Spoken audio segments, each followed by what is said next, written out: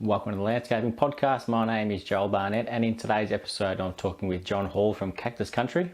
The Cactus Country is a family business where John and his folks work at in Strathmerton on the Victoria-New South Wales border. And if you haven't heard of them or seen their Instagram page before, it is well worth checking out because some of the photos they post up on there are absolutely incredible. And even better would be to go out there and experience it for yourself.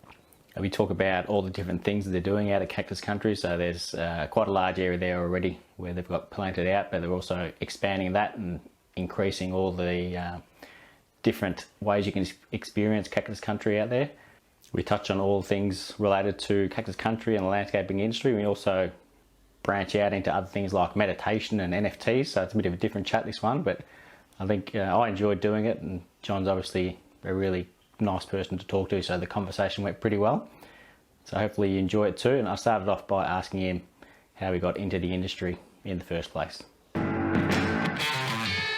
Cactus Country started back in 1986 and then opened in 88. So I was born in 88. So growing up as a child, the backyard was a cactus garden, and I didn't know anything any different. I remember my sister Sarah and I used to race to pick up the phone as kids, entering the phone, welcome to Cactus Country. And I don't know, we just grew up surrounded by tourists and tourism, and we had the farm here as well. So we got a 150 acre property here. So growing up was pretty interesting. There was always some interesting characters around. There was always something sort of interesting happening.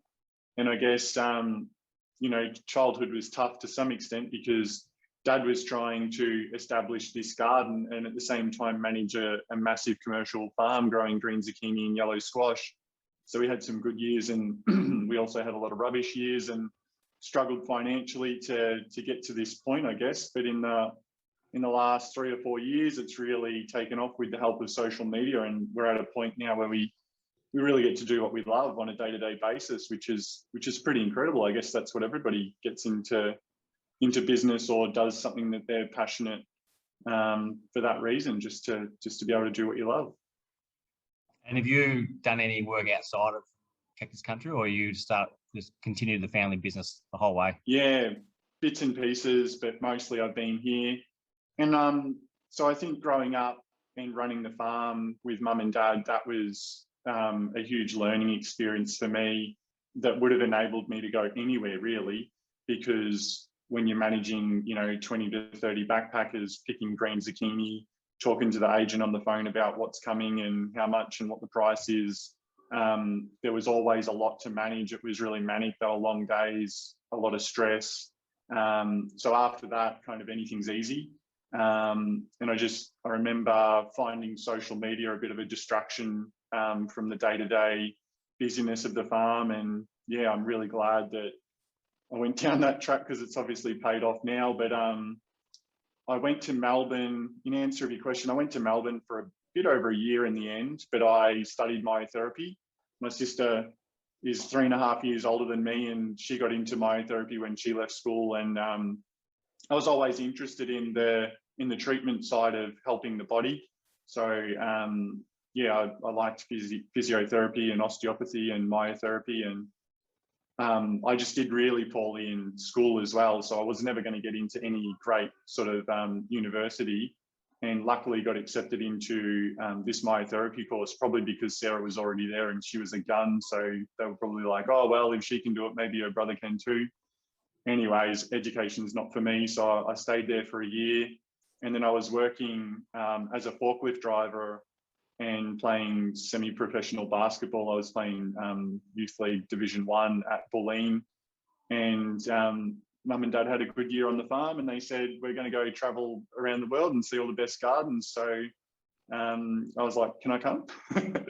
So yeah, managed to hitch a ride. And when we got back, I really felt like I needed to pay them back for the experience they'd just given me. So came back and started working on the farm, and I guess the rest is history. I've done a lot of traveling since then, and I'm very lucky that, the zucchini and squash season has an off season, so you can sort of get away for a few months of the year. And I did that for quite a number of years and seen a lot of the world. And yeah, now back here, and sort of sky's the limit, seemingly. People keep coming through the doors, and exciting projects keep getting completed, and yeah, it just seems like a never-ending list of things to do. So the gardens that you went to see, around the world, you and your folks looking at cactus gardens, or was it a bit of everything? Yeah, a bit of everything. We got really lucky. Mum and Dad approached Lotus Land and got a membership at Lotus Land, which is in Santa Barbara. And normally this garden, it's a very sort of elitist garden, you might even say, in that a lot of wealthy people donate money to it. And if you go there as a general visitor, it's expensive to get into, and they only sort of open 1 or 2 garden trails at a time. And when we went there, we got invited in as a guest to this event, and it was sort of like you had to put in an application, and if you got accepted, you could go. But it was a day where the whole garden was open. There was music, there was food, there were things happening. And so we met some incredible people. Like, I think Oprah Winfrey lived in Santa Barbara or has a house there. Like, it's a really like wealthy region, and this garden is incredible. So yeah, like I remember chatting with millionaires and stuff and just thinking, wow, this is pretty cool as a 20-year-old, just wandering this beautiful garden, chatting to some interesting people that I probably never would have got the chance to otherwise. So yeah, it was a really fun trip. We went to Hawaii, Canada, Mexico, the States. So Mum and Dad went to the Hunter Valley Gardens as well, and the Huntington Gardens, not the Hunter Valley, the Huntington Gardens and the Desert Botanic Gardens in Phoenix. And I went over to Europe when they went to those ones, and then they met me over in Europe as well. So yeah, we to some extent, Mum and Dad were really after seeing like the best cactus gardens in the world to see where we ranked and get ideas. And Dad's super competitive too, so I think he's trying to create the biggest cactus garden in the world, that's for sure. It's up to about 20 acres now, and I think it'd have to be up there. You'd have to rank it. It'd be up there in the top 5 or 10, or at least, I reckon. Well, I did see you had a recent award from TripAdvisor that you were ranked in the top 10% of like just worldwide sightseeing destinations. So there wouldn't be too many cactus gardens in that one, I thought. Well, we were blown away by that, and I don't know how they calculate it. I was hesitant to actually even promote it because I thought this is obviously just some computer-generated thing based on the amount of reviews you get or something.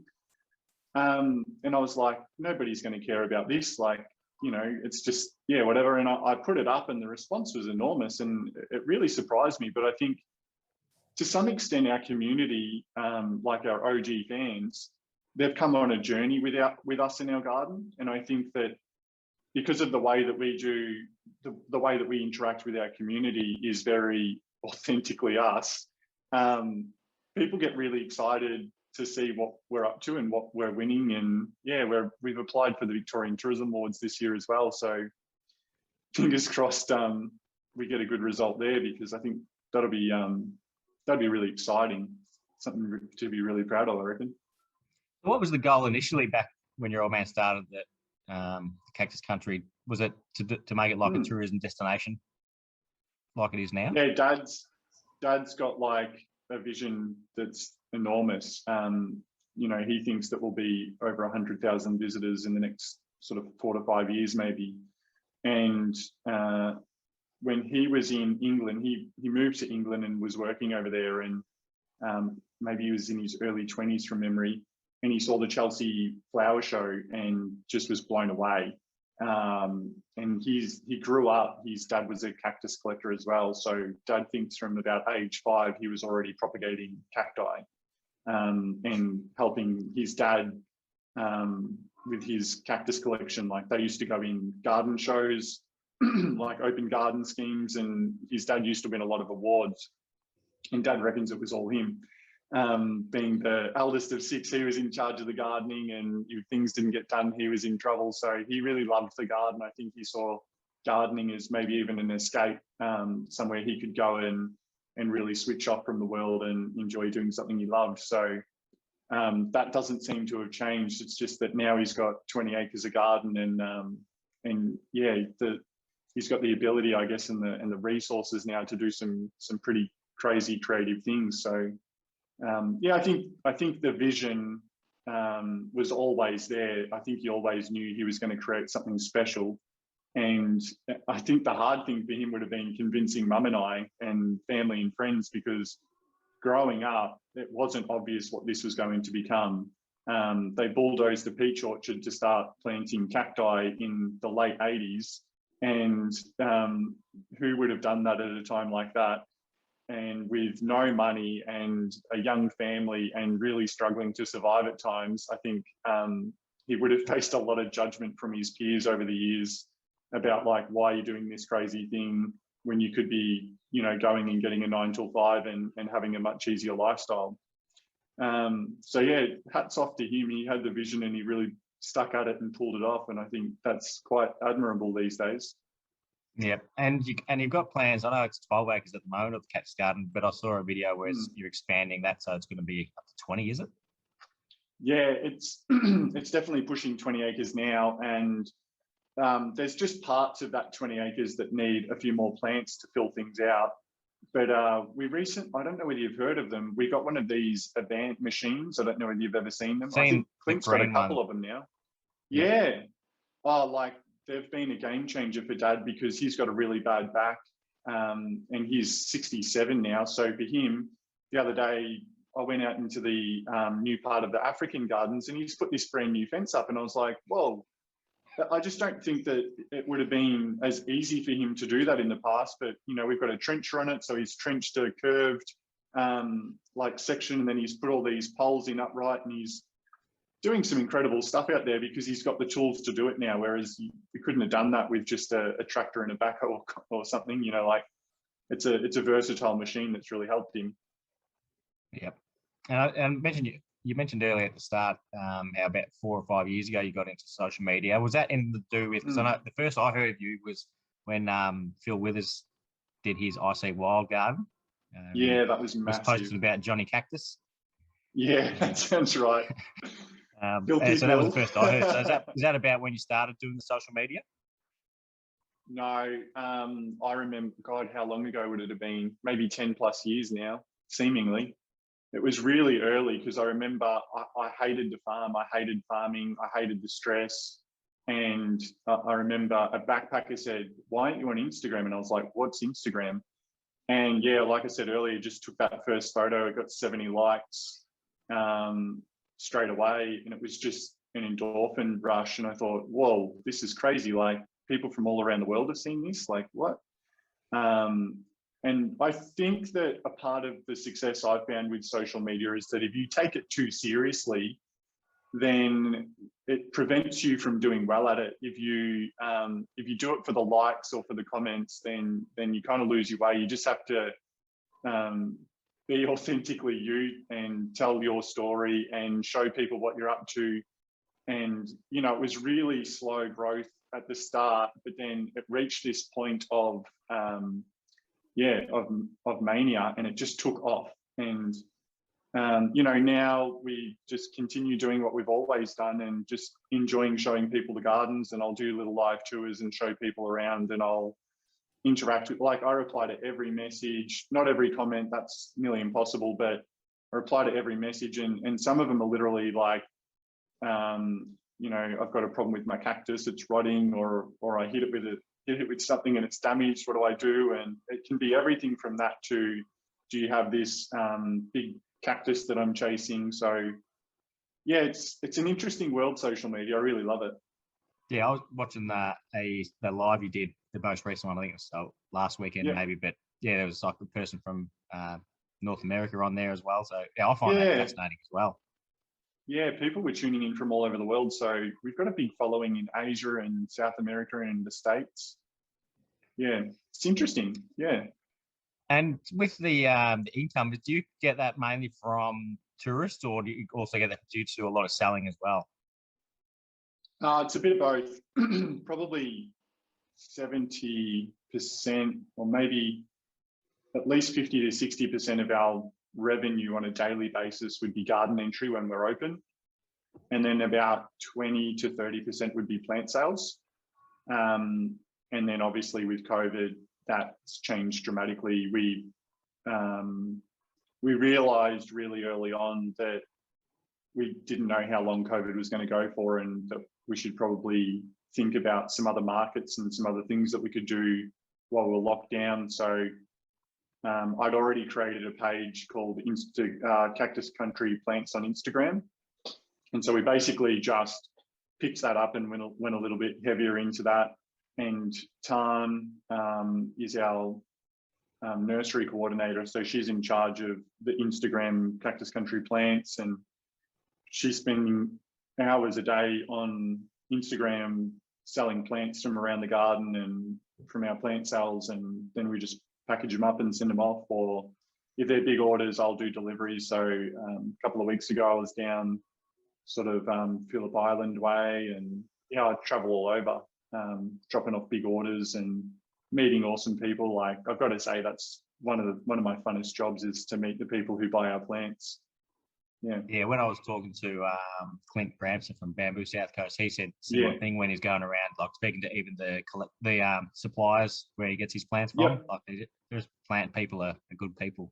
Yeah, they really are. Like, different industries really attracts different people, but the plant people, the plant nerds, the plant lovers, they're some of the most relaxed, fun, enjoyable people, and they seem to have a lot of empathy as well. Like, they seem to want everybody to get along and have a good time. So yeah, we're very lucky. It's a great community. And going back to Phil with us, that International Flower and Garden Show that he did you provide a fair chunk of those cactus that he used in there? Yeah, well, I dare say we provided all of the cacti and some of the big agaves that were a big feature. That install was a real eye-opener, because we were very early in the growth of our business, and that certainly put the spotlight on us. It was really interesting to see, like, Avoca Landscaping helped Phil pull that off, and it was a massive project. It was much bigger than I ever envisaged it was going to be. I always just said yes to everything. So if somebody called me and say, hey, can you do this? I'd be like, yep, no worries, got you back, let's do it. Now we're a bit more selective, but that was a yes that turned into an incredibly massive project. Like, I think I did 2 or 3 days of deliveries from Strathie to Melbourne, and tried to help them put a few big plants in while I was there, and it was just mental. It was mental. And did you get any reaction from being involved with that? Like, from Yeah, absolutely. Like, what I probably realised post-event is that gardeners specifically aren't necessarily always our audience. And even though it was an exciting and fun project, and it was so much fun to win gold with Philly and Avoca, and just like getting up on stage and talking to crowds of people who were walking past the garden was an absolute rush. It's not something like, if you measure energy and input versus reward, it wasn't high. Our audience is more people who are looking to escape for the weekend and get away. We've got a genuine tourist market that, like Melbourne is probably 70% of our visitation. So when Melbourne's shut down, it's actually hardly worth opening, because, the regional Victoria's population is only so big. And for regional Victorians, going and seeing a cactus garden doesn't seem to be a high priority for them. And so we'll still open on weekends during regional Victoria opening, but really the magic happens when Melbourne opens up, because you get all your photographers and your influencers and like, some people plan their trip to Cactus Country for months before they get here. Like, people who travel down from Queensland and Canberra and Sydney, and just spend a few days in the region and soak in the sunshine and enjoy what we've got here. So yeah, we're very lucky. Like, we've had, give you an example, when the international tourism was open, we had one guy flew in, his name was Cactus Lee, and he wanted to get engaged to his fiance or his girlfriend. So he flew from China to Melbourne, drove her and her parents to Cactus Country, proposed to her in the garden, got back in the limo, went back to the airport and flew back to China. And we had another couple, I just happened to bump into them while they were in the gardens, and I was like, oh, where are you from? And they were like, oh, we're from China. And I was like, oh, great. So like, how long are you in Australia? And they're like, oh, we're only here for 3 days. So we've gone to Phillip Island to see the penguins. We're coming to Cactus Country. Then we're going to Sydney and flying home. And I was like, wow. So it just, every time it just blows our mind. Like, we're just so grateful. It's just been a hell of a ride. It's been such a journey. Yeah, it doesn't surprise me at all that it's a destination place, because I have been following that hardcore until I'd spoken to Graham and Clint, and they recommended me I chat to you. And some of the photos that you post up are just incredible of the space. It's just, thanks, man. It looks like an amazing place. So I can't wait to get out there eventually once I get on top of work. Mate, but like all the weddings that you do, it's just Yeah. crazy how beautiful it is. You've got to come and see it in late October, early November. So like, put a couple of days aside, because you never know which is going to be the day. But it's stunning. Like, you can't, the photos don't even do it justice. Like, you can take, Dad did a video of flowering season in 2017, I reckon. And it had over like 7 million views or 8 million views on Facebook. And people don't understand how beautiful the flowers on cacti are, and the range of colors, and how when they flower, it's a mass flowering on one plant. So much so that you can't even see the cactus underneath it. And so, yeah, it's just, you can't do it. I've tried explaining this, but you just can't. It's one of those things you've got to see with your own eyes. I reckon anyone who's tried to take a photo of the sunset would understand that, because when you Yes. see it, it looks amazing. Then you look at looking through your phone, and it doesn't look like that. That's right. Yeah, you nailed it. You got it. And I also saw that you're involved with the Chukamayama Tourism Board. Yep.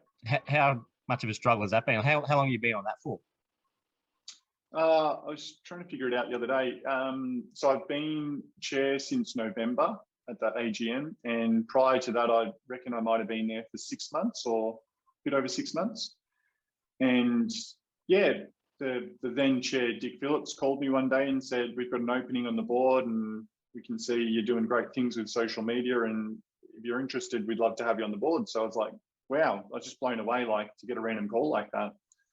And you know, I've always had involvement in our local tourism here in Moirashire, and Chukamayama is really like the destination on the Murray. It's what everybody knows. It's only 2.5 hours from Melbourne, so it's a super popular destination. And so, yeah, I was blown away by the invitation. So I said yes and went over there.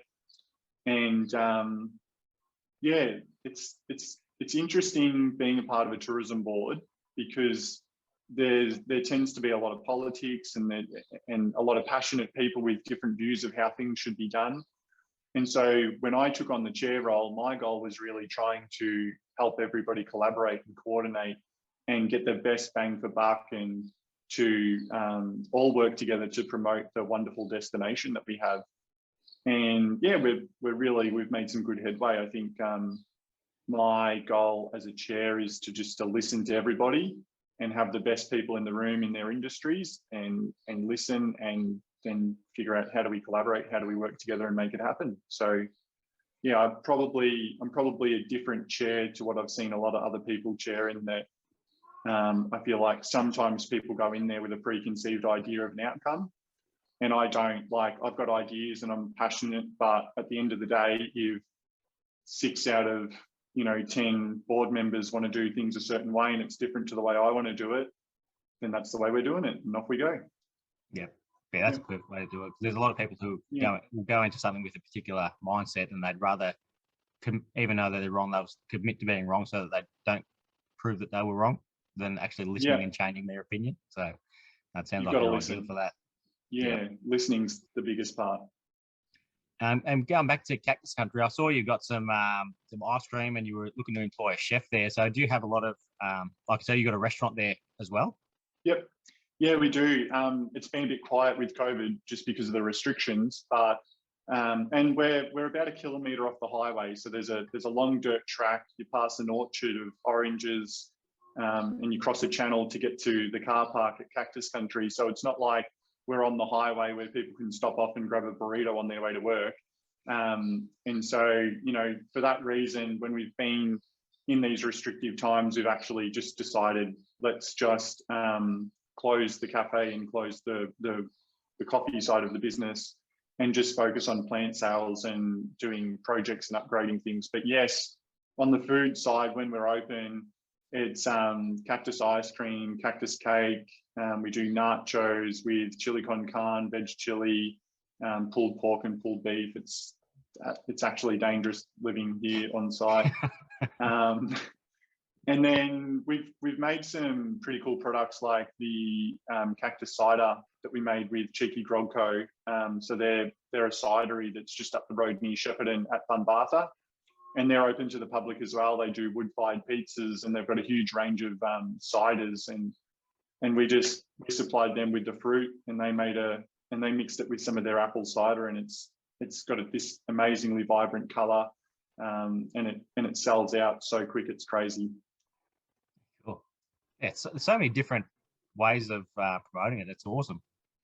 Yeah, there is. And like, as you can hear, even just in that, there's so many people that we've already collaborated with, whether it be Phil Withers and Clint Branston and Graham Rowe, who you interviewed. He came down with Podgy and with Graham Ross. And so, you know, we've really been lucky to have built this amazing network of people that we collaborate with. I saw Dami Im did a film clip out there as well. Yeah, that was crazy. So that was Boxing Day. They came in, and I went down the front and opened the gate for them, and they came in, and it was a really stinking hot day, and there was 3 of them, and they just out there all day shooting in the hot sun and all the costume changes. And yeah, it was, Mum and Dad were super excited. They were like, I can't believe Dami Im's coming. I was like, who's Dami Im? I had to look her up, and then I was like, oh wow, she's really good, and she's got a massive following. And yeah, like I don't have free-to-air TV, so I don't see a lot of stuff that a lot of people culturally see all the time. And so I had to do a bit of educating before she came, so I didn't embarrass myself with not knowing who she was. I find it fascinating, like just any TV show or anything like that, like working at the garden show while Better Homes and Gardens were there. It was the first time I saw it, but the amount of recording that they do compared to what actually goes to air. I know. It's crazy. We had Tourism Australia here for this campaign. That's when this photo was taken, and they spent a whole day in the garden and made a 1-minute clip. And you just go like, what? Like, send us that footage. We'll use it. We'll use all of your offcuts. But you know, that's the way the videography world works. And I've always had the idea, and I'm pretty entrepreneurial. I think one day I'll do this idea, is to start a social media company and essentially have a full creative suite that's underneath, you know. So if I was going to go shoot a video for Tourism Australia, then I would take all of the offcuts and I would create multiple videos and multiple stories and multiple photos, and I would deliver something that was well and truly, it would be a much bigger scope. Because what I've noticed with social media, and I hope this helps some people who are following your podcast, is that there's actually quality subjective. A lot of people don't post something because they're worried that people won't like it. The photos often that I've thought would be the least worth posting have sometimes done the best. So you can never judge it. You never know what's going to work. And the other thing with the quality being subjective is, I'll go out there when I've got 5 minutes between meetings and do a quick video, and it'll get, you know, 100,000 reach on Facebook. And the production and execution time is literally less than 5 minutes. But people are afraid that if they don't spend half an hour to an hour curating the perfect post, that nobody's going to like it, or it's going to diminish their brand. People love connecting with the story and the experience. So shoot more, shoot more, shoot more. And if you've got a videography team on site and they can shoot it in high quality, and they've got the visual eye of capturing the landscape in a way that you maybe can't capture with your iPhone, then once again, if you can get quantity over one specific quality little piece, then I think over time that's going to do far better then, you know, like that Tourism Australia video is the most incredible promo video you could ever get. And if I post that on socials, it'll do almost nothing compared to what my video with an iPhone will do. It's not even close. Yeah. Yeah. So yeah, I agree. quantity over quality. Yeah. And because I don't care about if I do a post and it gets 10 likes, I don't care. I'll still do another one the next time I plan on doing it. Yeah. But there'll be times I think, oh yeah, this photo is going to do well because it's like a finished product. They generally do better. They might do right, but then there's times where they don't. And then I'll post one just because I like posting regularly and think, there's nothing good about it, but I'll post it anyway. And then it goes nuts for some reason. So yeah, you can't tell. And not everyone's going to see every post you do, so there's no point trying to get too fancy over it. That is a big part as well. And then if you really want to succeed on the platforms, it's about being contextual to the platform itself. It's like Facebook and Instagram and TikTok are all very different audiences. And if you try and do the same thing on every platform, it's just not going to work. So if you want to get really good, it's about who am I talking to here? What do they do? Why would they be interested in this? Reverse engineer that and deliver something that's going to actually brighten up their day. And you're going to have a far different result to if you're trying to shove your experience down people's throats in the wrong way on the wrong platform. Yeah. I saw on your personal page that you posted a couple of NFT projects on there. Oh yeah. I've seen it a little bit, but I don't quite understand how people are selling them for the crazy prices that they're going for. But are you have you purchased any? Yeah, I purchased 2, and it's a crazy project, and there's no way that I would have predicted the growth that it's had. But it was, I don't know whether you've heard of Gary V or Gary Vaynerchuk, but I bought into his NFT project. I picked up a Hangout Hawk and a FaceTime Fly at floor price. So that was a reverse Dutch auction. So it was basically the price started high, and when it reached the bottom price, that was the cheapest you could buy it. So I bought them both for 3 Ethereum, which at the time was about $9,500 each, and they're worth a bit over $150,000 each now. And I did that back in May, so I was just like, whoa. Cannot believe that. And now he's just announced that BCon's going to be in Minnesota in May. So I'm trying to figure out how to go to the States in May. So fingers crossed I can pull that off. And being part of that project, Gary V teamed up with Avastars, which was another collectible NFT project. And Jimmy, who runs that project, helped Gary V create his NFT project through a website called Nameless, which is essentially, it's a website you can use to build your own NFT project. And yeah, so I managed to score a free Avastar out of that, which is worth about $1,000 US. So I paid nothing for that, just a little bit of transaction fee. And then being a part of this community of people who do crypto trading, which is cryptocurrencies, is sort of like a whole nother world of its own. But there's like this whole push towards decentralized finance and investing, and there's yield staking, and there's like, it's the terminology, it's like another language. Yeah. But once you get your head around it and understand what it is, what people are trying to achieve, it'd be like buying into Amazon in the early days for some of these projects, because they're literally companies that are going to do something revolutionary in this new world of the web, which they're calling the Web 3.0. And yeah, I think there's some really exciting opportunities if you do your research. Like I've probably put in for the last 2 months, maybe 20 to 30 hours a week, just researching cryptocurrencies and watching what the markets are doing. And yeah, I think I've made some good money there anyway, let's put it that way. Yeah. It's worked out all right. And potentially it'll keep going up as well. Yeah, well, I'm looking at it as a really long-term investment, so I'm not looking to pull it out anytime soon. Every time the market crashes, I just buy more. So yeah, just keep investing, and then in a few years' time, I'll be able to sell it out and retire, I'd say. Very good. Yeah. I saw that. Whatever retirement is for me. Yeah. I saw, I think, is it Beeple who had the one that was sold at Christie's. Yeah, that was That was massive. that was a pretty cool looking piece that he sold as well. And I think that was 20 million or something, or was it 60 million? 69 million. So that was a really interesting project because he wasn't that well known. And then I'm a bit of a Joe Rogan podcast fan, and he talked about Beeple. And I looked at it and I was like, wow, his art's really provocative. It's really different. It's like, it's crazy. It's almost like somebody's crazy expression of what's happening in the world.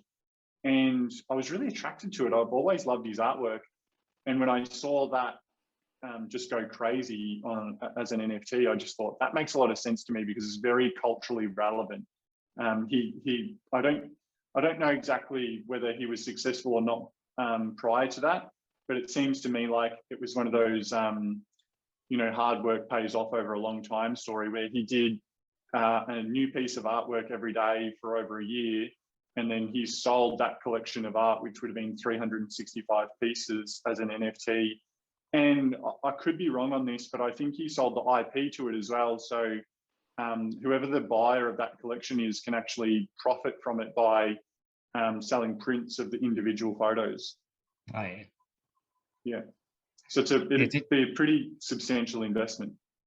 Yeah, interesting you mentioned Joe Rogan, because it doesn't surprise me that you're a fan of his, because I was thinking of him before when you said about doing the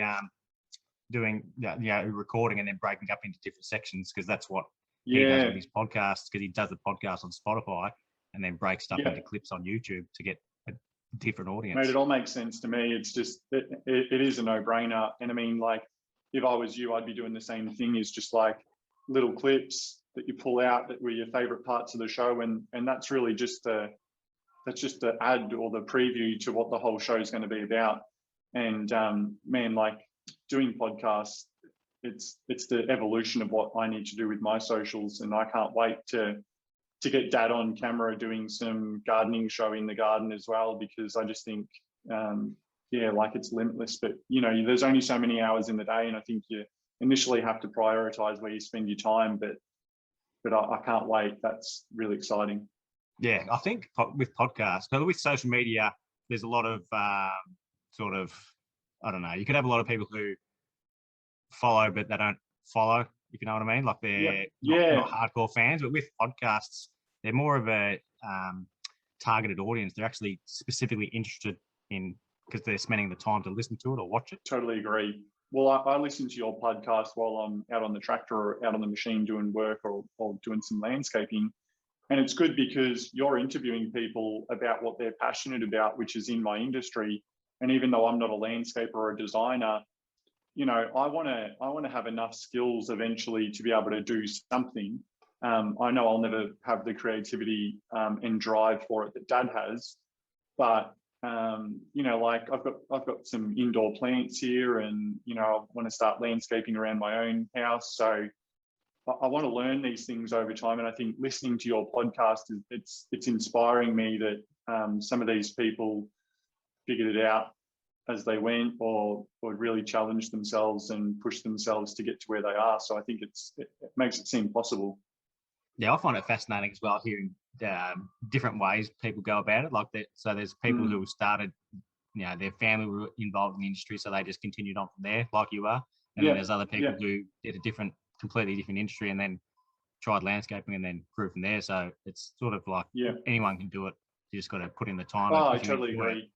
There's no such thing as too late. And it seems that there's patterns to it as well. And I've started to see that more so in the way that Dad landscapes, that there's a pattern to the way he does things, and he doesn't necessarily replicate it a lot, but it does seem like I'm starting to see some similar ways that he does things. But yeah, he's just like, I'm more creative in business. Like if you tell me a business idea or tell me a business that you need to market, I'll be able to quickly come up with a great way to market it, or to think of different business ideas around a subject, which I think is its own version of creativity. Whereas he's visually creative. Like I'll see him walk past a space for a month, and then one day it'll click, and all of a sudden, it's a week later, the place is transformed, and you just go, wow, how does he do that? But and maybe it is just a part of, if you're passionate about something and you're really trying to figure out a way to do something, that eventually it clicks into place. But it just seems like he's got something special that I haven't seen in a lot of landscapers. Yeah, I was talking to another landscaper yesterday. So I'm predominantly in landscape construction, and he's the same. And I was talking to him about how some landscape designers, they've just got a talent that you can't be taught. You've either got it or you don't. So I can do designs, and people could think it looks nice, but then when I see a designer do a design, they'll put something in there. I think, I don't know how they thought of that, but that's amazing. So, That's cool. I wish I had that, but unfortunately, some people have got skills that others don't. Yeah. And look, I don't think there's anything wrong with that either, because I think it takes all types to make the world. And I think that, like we were talking about with social media earlier, everything's subjective. Sometimes Dad does something that I don't like, and we argue about it.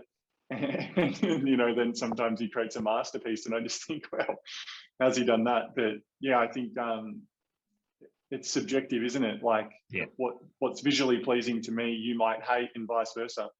Exactly. Yep. So what's next with Cactus Country? Like, I saw you doing some renovations as well. Yeah, we're doing a massive cementing project at the moment, so that'll be a nice big space to fit another 400 people in during COVID.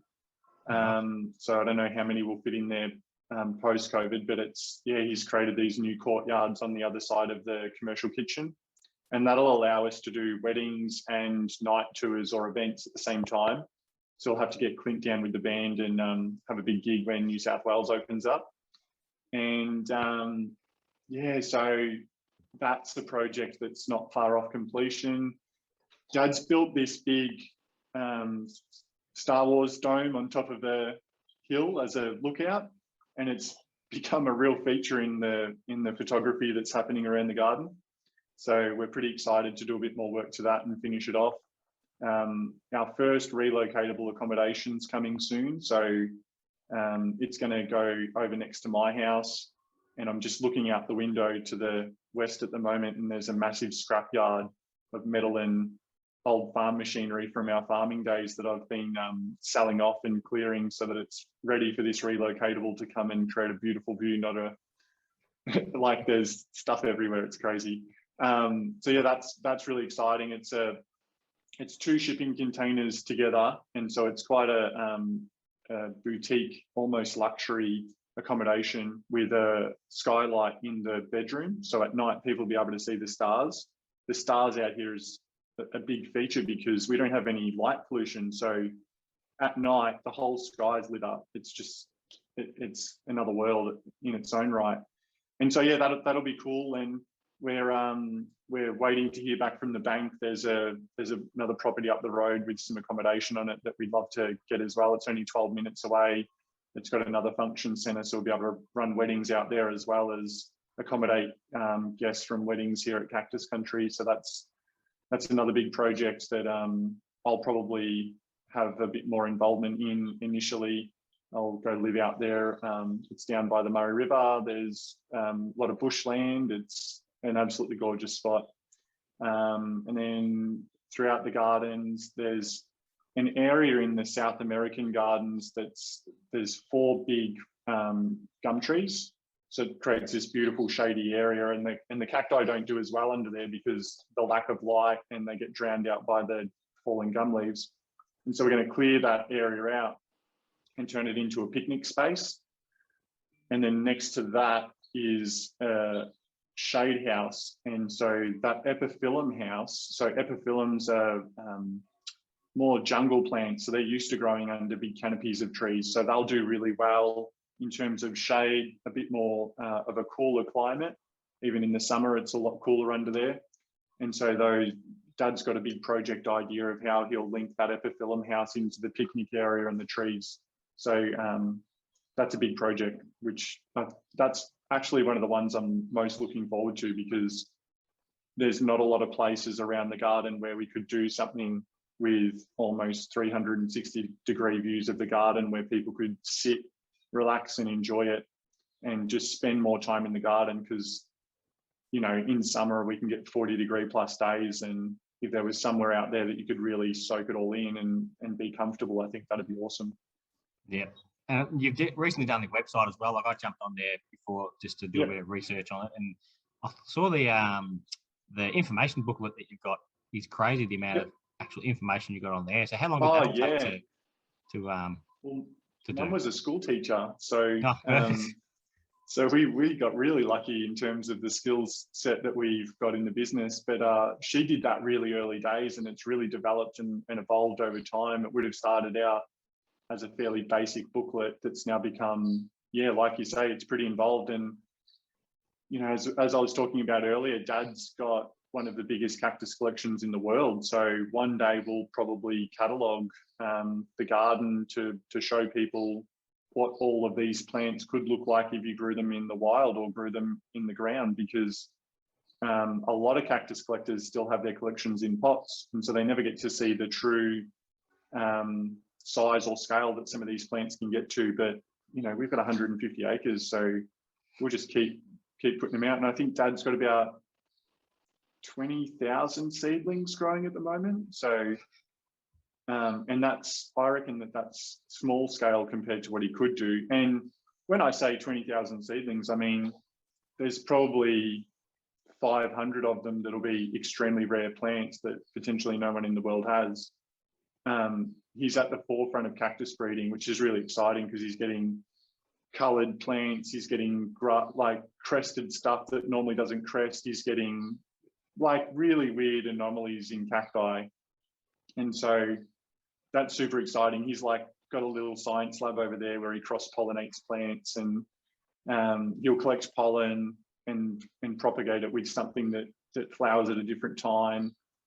So he started cataloguing all that as well, and it's something he's investing a lot more time in these days than he's ever been able to in the past. And he was showing me around the other day, and it absolutely blows my mind what's possible with cactus breeding.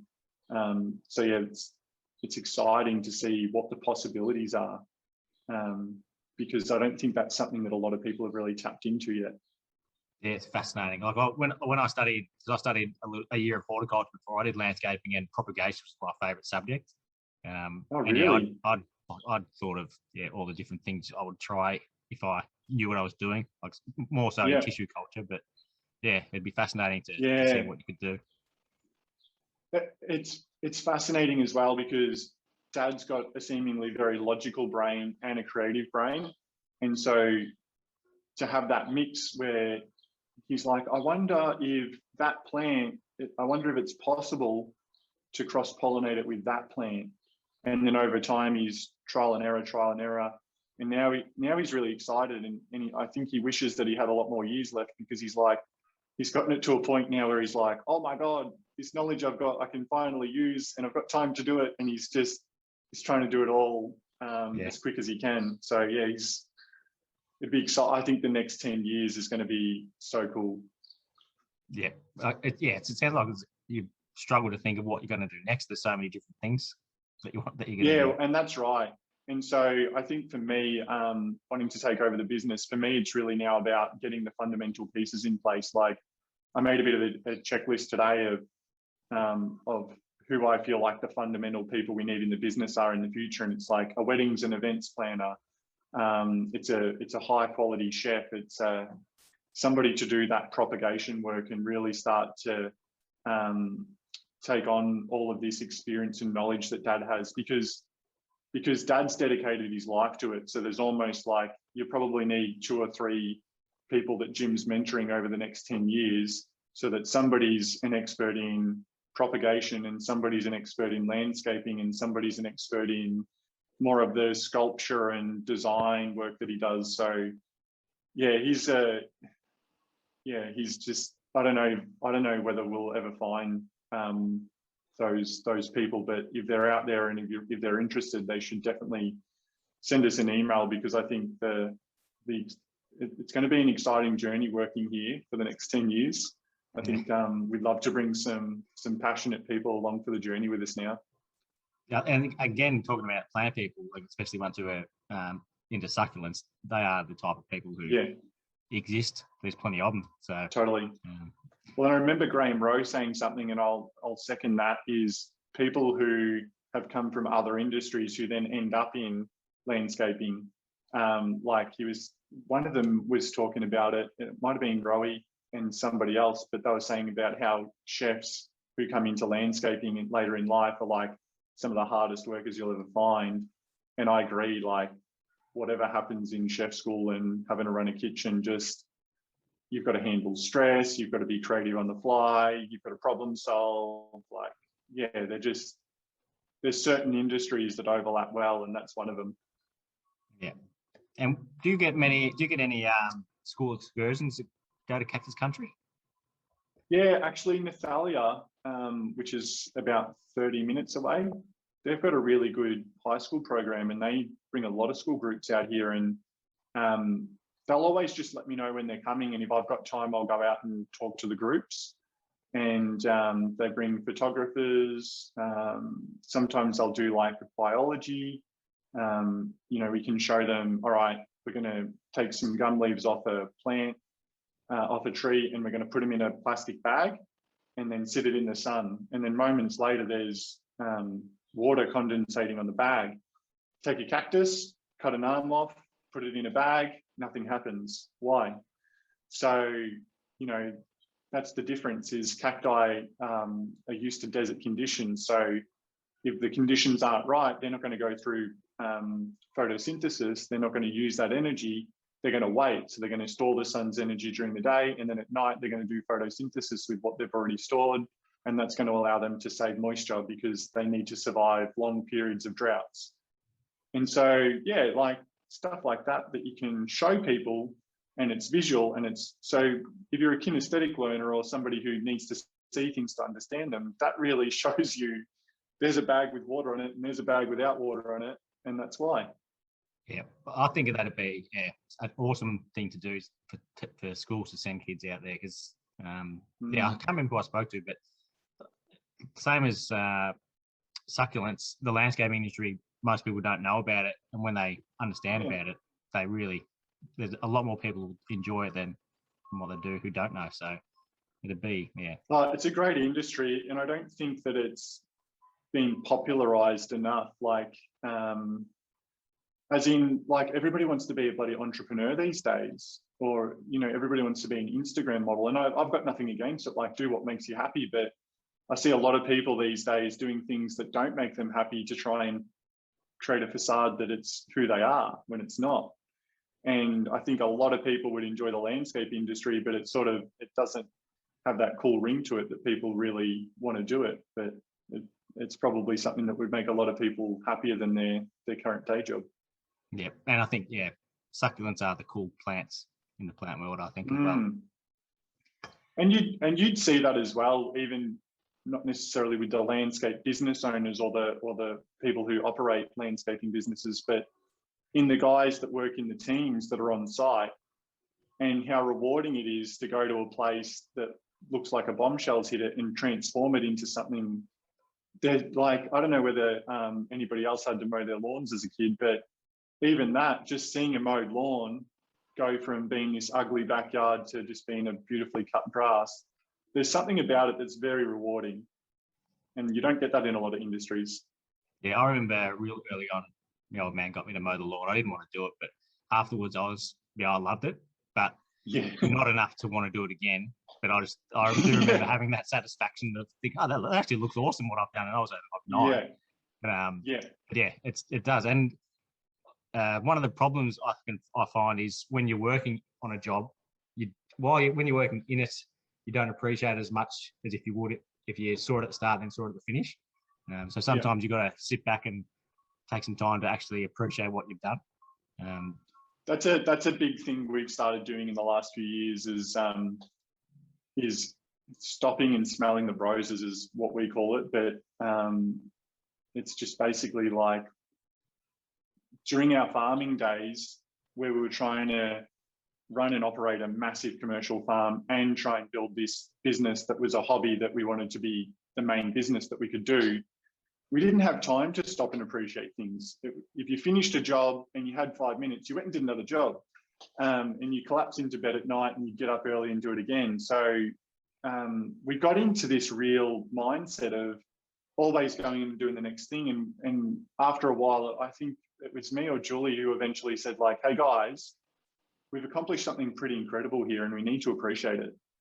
And so now when cool things happen or we win an award or something, like, we try and celebrate it in some small way and just stop and appreciate things a bit more. Because I think that's a really important component of life. You've got to enjoy the journey. Yeah, 1,000%. Like I've at the moment we're really struggling with the amount of work we've got to do. We're way behind, and I only just thought of it the other day that it's starting to feel like work because I'm trying to get everything done, and we're just trying to get it done rather than trying to do things as best as we can. So luckily, I realised that before anything happened. But yeah, you can get into a bit of a rut and just try and do things as fast as you can to keep people happy. But then you end up, if you don't do it properly, you're going to have to go back and it'll take longer doing it the second time around.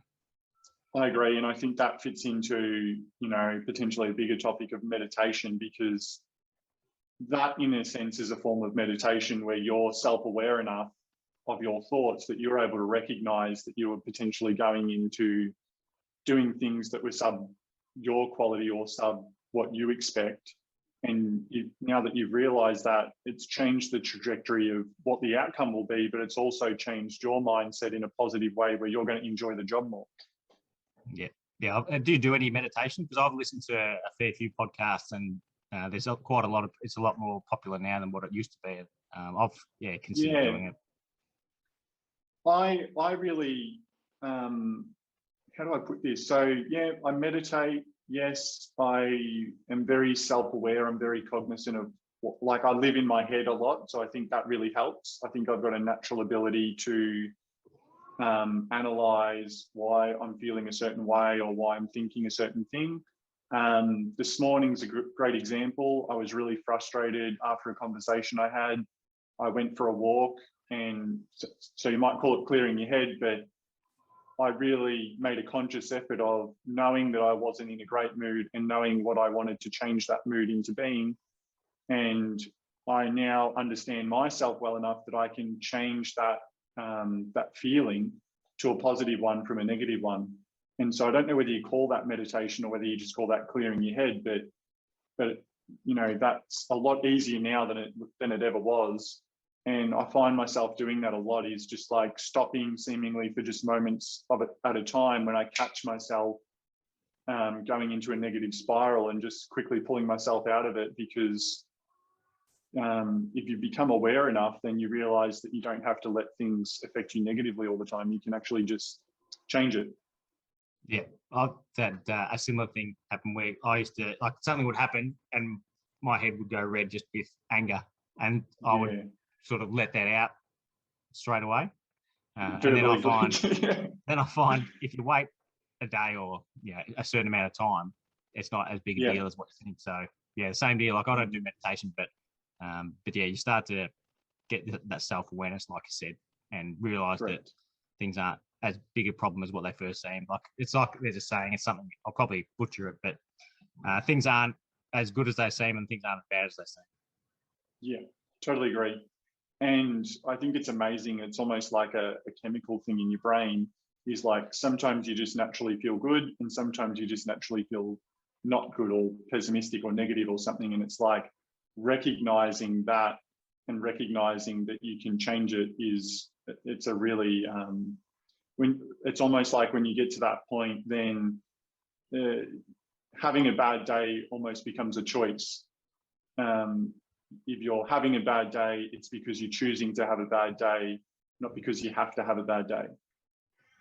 Yeah, I wonder whether that's that kind of mindset, because I have, it sounds like we've got the similar kind of mindset. And I don't know if it's because I used to listen to Gary Vee a lot, and that's kind of the stuff he preaches. Been a huge help. Yeah. But I wonder whether that's something that's almost like a designer being good at something. Like some people might not be able to have that mindset, maybe, which would be unfortunate. I wonder how much is genetic and how much is environment. Like, as a kid, I got bullied a lot. And I think that became a great strength of mine, that as a kid, I got bullied and I became very insular. And even dad's been very tough on me over the years about doing things a certain way or always getting stuff wrong, or, you know, he's been really hard on me and really negative. And so that's actually become a great strength of mine, is that now I'm at a point where I don't need external validation from anyone. Like if somebody says, oh, wow, that's amazing, you did a great job, or if somebody says that's horrible, you should be totally ashamed of yourself, neither affect me. And so, yeah, I'm just, it's weird. It even sounds wanky just to say it out loud because it doesn't sound real, but I've really worked hard at it because it really affected me emotionally. Like other people's judgment used to upset me enormously. Like in my farming days, I'd come in, I'd like be bawling my eyes out to mum because I was so frustrated at the world. And so, you know, like I'd quit the farm and I'd go travel overseas and you know, get my shit together, and then I'd come back and have another crack at it. And, you know, I don't need to do that anymore. It's like I can see the patterns and I can see what's happening, and then I can change it before it becomes bad or dramatically bad. Yeah, again, exactly the same. I had a couple of years ago, I remember one of my kids was getting like someone at school said something bad about him. I said, well, who's the kid who said it? And they said who they are. I said, but who are they? Like, who cares what they say? Like, yeah, there's another person there. They don't mean anything. So who cares what their opinion is of you? It's easier said than done. Even now, like looking back and interacting with kids who made my life a misery when I was in high school, I'm actually not even remotely upset at them anymore. Like, I actually think that I had this realization this morning. Actually, I was like, you couldn't pay for that kind of education, as in like you couldn't pay somebody to create that kind of trauma to help you get to that kind of realization in life. And so I actually feel like being bullied was one of the greatest advantages that I ever got in life, because now it's led me to make these realizations that have actually made my life way more enjoyable than it probably ever could have been. And I got it out of the way when I was young. I didn't have to wait until I was 60 to figure it out. So yeah, I'm pretty grateful. Yeah, no, that makes sense. Like a podcast I listened to, like this is going to be like a really heavy thing to say, but there was someone on there who was like a sexual assault survivor, and they were talking at a convention for sexual assault victims. And then they were on stage and they got asked, what would you say if you could speak to the people who, you know, hurt you? And she said, I'd say thank you. And for that kind of same kind of things where she's turned into some powerful person who's educating other people, and that wouldn't have happened if that horrible thing didn't happen to her. So it's it's a crazy thing. I got chills down my spine. It's like, it's incredible to hear that, because it doesn't always go that way, does it? Like, it destroys people's lives, and it's a horrible thing to go through.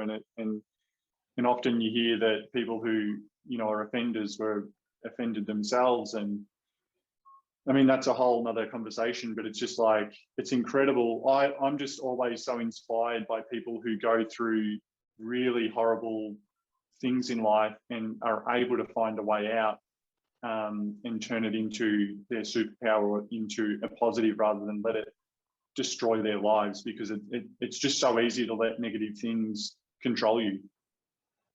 Exactly. Yeah. And being able to help out other people as well is, it's obviously bad things aren't ideal to happen, but it can be a gift if you can help other people. So there's some I love it. Good people out there. Yeah, there really are. I'd say, you know, I'm pretty optimistic, but I would say there's more good out there than bad. Oh, but I think a lot of people think that there's more bad than good. And I think, sure, if you watch the news every day and look for the negative things in life, you're always going to find them. But go out into your community and do something nice for somebody yourself, and you'll start to see that there's a lot of good in the world. Yeah. Again, that comes back to the mindset. You could, the world can be as bad as you think it is, but if you actually look into it, there's some amazing things that happen every day. Some great people helping out other people. So. Totally. And how good to be working with nature. It just feels like that's a piece of the puzzle. Exactly. Yeah.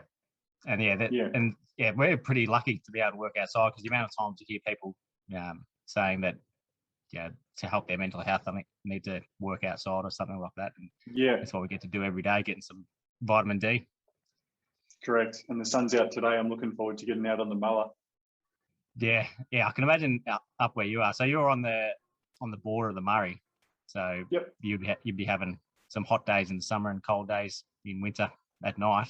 Yeah, I think the hottest we've had is about 48.6. I remember one zucchini season year, we had 3 weeks over 40 degrees. It was horrific. And in the winter, it probably only gets down to -2, -3 at the worst.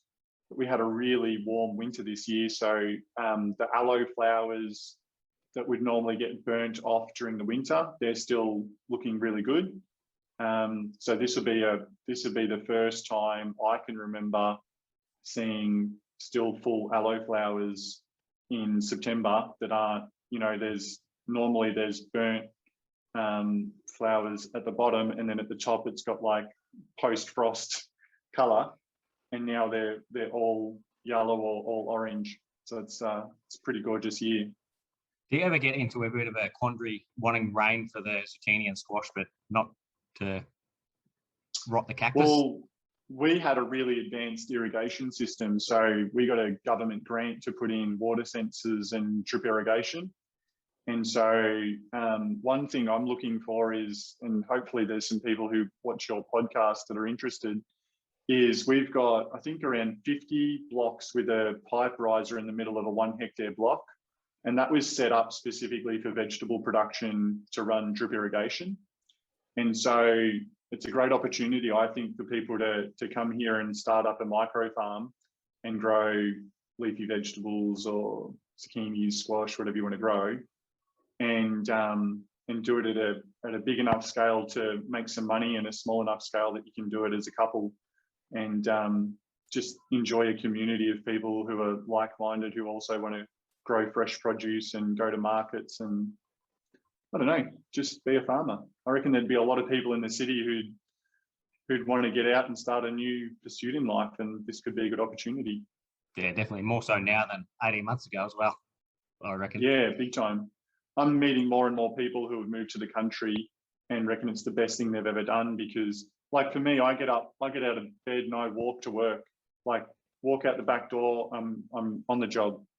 And, I'm like sitting here in my office at the moment, but yeah, I think that's like, when I had that factory job, I used to have to travel for 45 minutes to an hour to Bayswater, I think it was. And it was just horrible. I hated it because everybody's tooting their horns and they're angry, and you look at the traffic coming towards you and everybody looks miserable. And I turn up to work and, everybody's happy and enjoying what they're doing. So it's a different environment for sure. Yeah. It sounds like an amazing place to be, so I can't wait till I get up there. But I can't thank you enough for coming on today and sharing all your knowledge about it. Thanks, Joel. No worries. Yeah, and if people want to find me on socials, Cactus Country on Instagram, and at Cactus Country is Oz on Facebook. And me personally, I'm john.f.hall on Instagram, and that's probably where I'm most active. And then you can find me on Facebook as well if you're really keen to connect. Yeah. Thank you very much. Yes. Thanks, mate. Really appreciate it.